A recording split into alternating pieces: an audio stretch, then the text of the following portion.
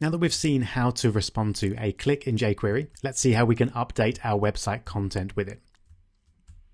So I'm going to get rid of our squares for the moment, and we'll get rid of the CSS as well. And we'll start off with a good old paragraph, which is just say something boring like this is some text.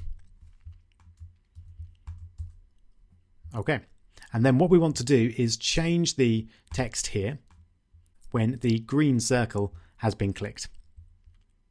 So you'll remember, hopefully, that to do something when the green circle is clicked, we use hash to represent an ID and then circle for the ID name. So how do we change HTML with JavaScript? It's actually really easy. We first select the element. So I'm going to use string again to invoke jQuery. And then in the parentheses and quotes, I'm just going to use P because there's only one paragraph. So I might as well just use that rather than go through the hassle of giving it a class or an ID. So to change the HTML of an element, we use the HTML function.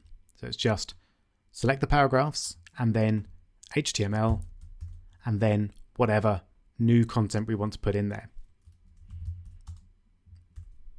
This text has changed. That's it. Simple as that.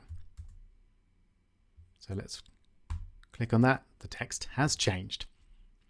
Fabulous. So this .html is the equivalent of the inner HTML from JavaScript. And we can also use it to actually get the contents of an element.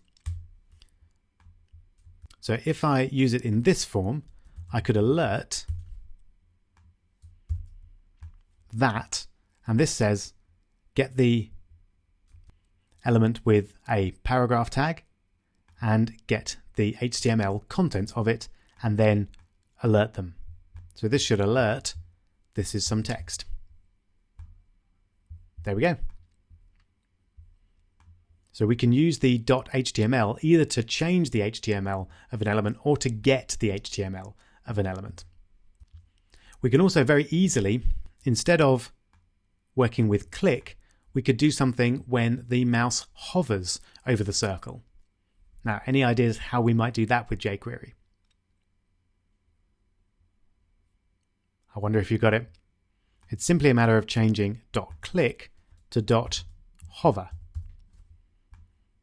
And now, when we hover over the page, we don't have to click. The alert pops up. And it does it a few times because as I move, it does it again. But you get the idea. So again, jQuery is super easy to change your code to work in a slightly different way. We can also change all sorts of things about an HTML element in exactly the same way. So if we get rid of that, mini challenge for you. Can you create an iframe with the contents of CNN.com in it? Go for it.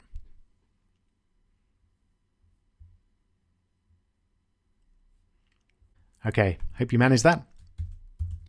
It's just a matter of creating an iframe and then giving it an src or a source of http://www.cnn.com.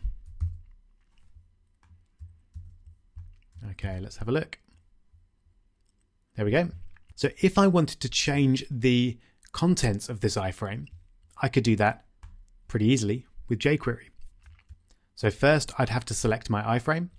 Can you do that? Hope you managed it. It's just a string and then inside the quotes type iframe. That will select all the iframes on the page, but we've obviously only got one. And then we want to change an attribute of the iframe.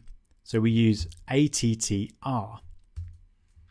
And this essentially allows me to change anything inside the tag here.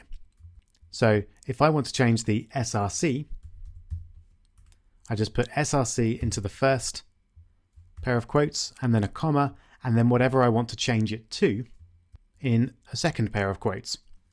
So possibly everyone's favorite web hosting company, ecowebhosting.co.uk.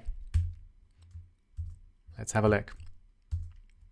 So now it should load the CNN page, and then when I hover over the green circle, it will change the content and download ecowebhosting.co.uk instead. And there it is. So hopefully you're getting the idea that jQuery is very succinct and pretty intuitive. So it's pretty easy to see what's going on here and easy to change your code from, say, click to hover or update the source of an iframe. All right, so now we've changed website content. Let's see how we change styles with jQuery.